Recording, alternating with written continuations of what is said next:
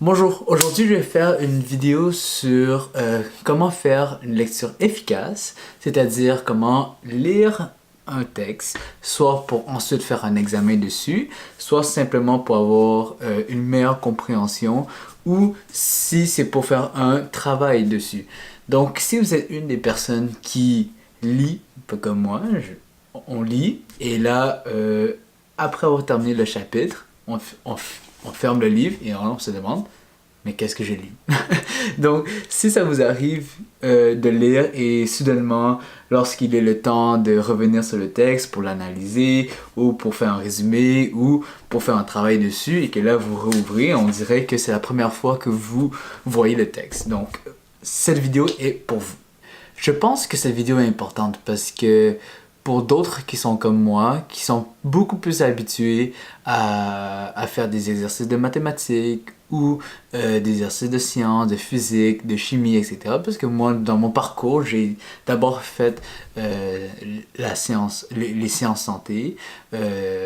Donc, j'étais dans un parcours qui se dirigeait plus vers la science, vers la biologie, vers la chimie, vers la physique, vers les mathématiques, ou essentiellement pour étudier pour un examen, il fallait juste répéter plusieurs exercices, lire des problèmes et les résoudre. Alors là, lorsque j'ai fait le saut pour la philosophie et la littérature, et que il n'y avait pas vraiment d'exercice à faire en tant que tel, mais que enfin on était confronté à un texte qu'il fallait lire et que l'examen ou le travail ou la dissertation était sur le texte.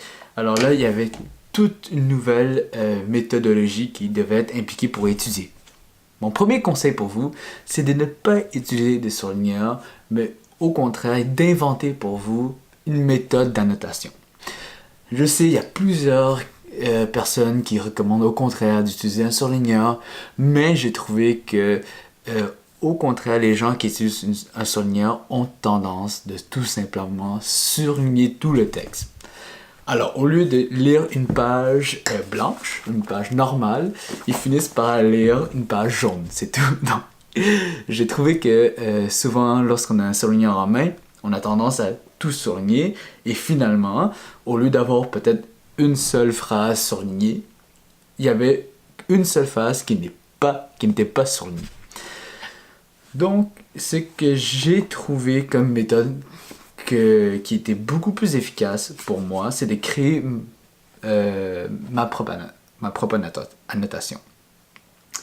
Par exemple, moi, je souligne les phrases qui sont absolument nécessaires. Donc, les phrases que je sais que dès que je vais jeter un coup d'œil sur mon texte à lire, que c'est la première phrase que je vais vouloir voir.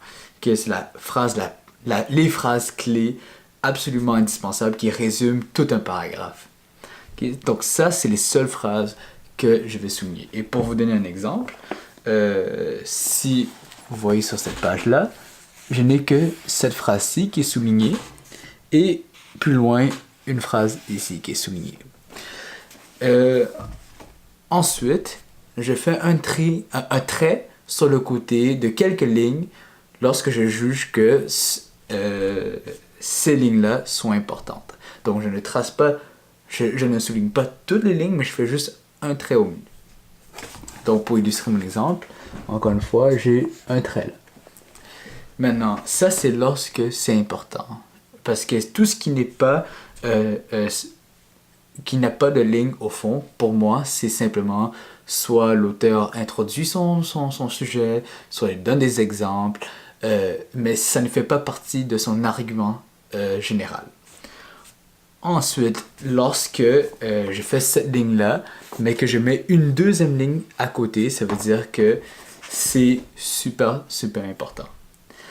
Tout ça, c'est des trucs simplement pour ne pas tout mélanger, pour ne pas tout confondre, pour que lorsqu'on revisite le texte pour ensuite faire un travail dessus, ce n'est pas tout souligné, tout surligné ou souligné, qu'on peut tout de suite reconnaître qu'est-ce qui a été important pour nous,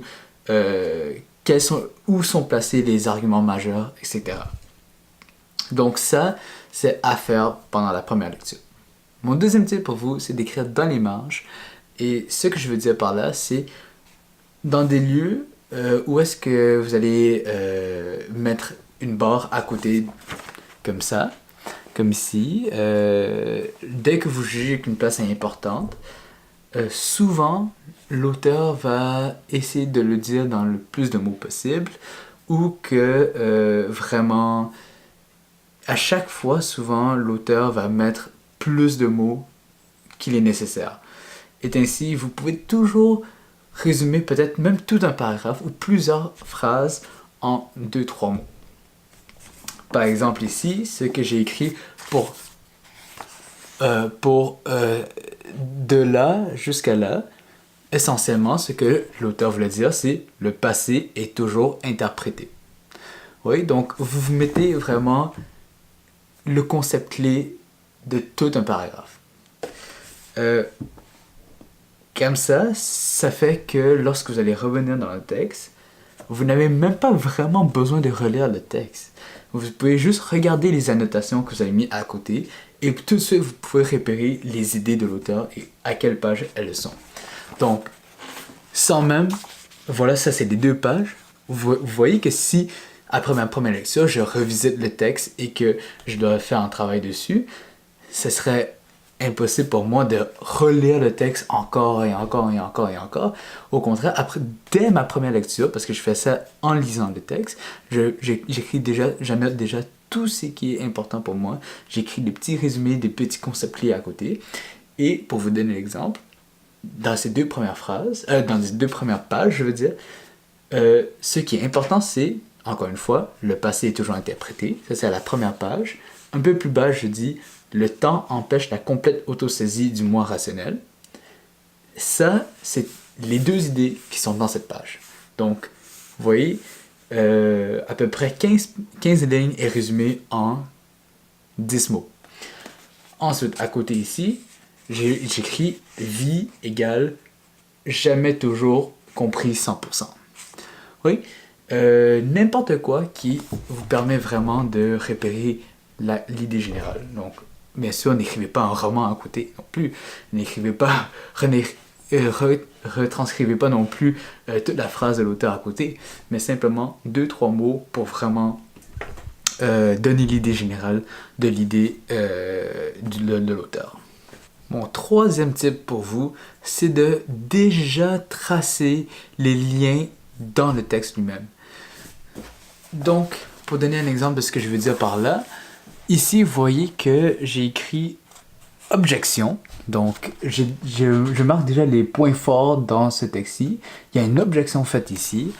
Ensuite, l'idée, c'est que autrui vécu versus moi égale à présenter. Donc, oui, ça veut absolument rien dire, mais quand vous avez lu ce texte, tout de suite, ça vous saute aux yeux. Et ensuite, je trace le lien logique entre cette phrase-ci, entre ces concepts-là. Je trace une flèche qui descend jusqu'en bas, où est-ce que ça amène un risque du clivage. Donc, ici, on explique le risque du clivage, mais ce risque du clivage est dû à cause de cette idée-ci. Donc, vous voyez, à côté même du texte, je trace déjà toute, quand c'est possible, bien sûr, je trace déjà toute la liaison logique du texte lui-même. Mon dernier tip pour vous, c'est que du moment que ça c'est fait, que c'est annoté, que vous avez écrit des petits mots-clés dans les marges, que vous avez fait les liens logiques, etc., vous avez déjà fait la plus grande partie de l'analyse. Tout ce qu'il vous reste à faire, c'est de prendre un papier à côté et écrire ensuite toutes les idées principales que vous avez pu ressortir de là. Donc, vous n'allez même plus relire le texte en tant que tel. Rendu à cette étape-ci, vous allez faire le brouillon de votre dissertation à partir seulement des petites annotations que vous avez mis en marge. Donc, au lieu de relire les 20-30 pages que vous avez à analyser, ça va très rapidement, c'est une lecture très diagonale que vous allez faire à partir des petites annotations que vous avez faites. Quand vous allez tracer le brouillon, vous allez reconstruire tous les liens logiques. Ça va être super clair rendu là parce que vous allez voir que les moments principaux, que les idées principales, les plus importantes. et ça va être très clair la structure du texte qu'a voulu l'auteur. À partir de ce moment-là, à chaque fois que vous allez réécrire une de vos annotations, par exemple ici, j'ai écrit signification intersubjective et à côté de cette note-ci, j'ai souligné une phrase, mais à chaque fois que vous allez voir ça et que vous allez vouloir faire votre brouillon, développez.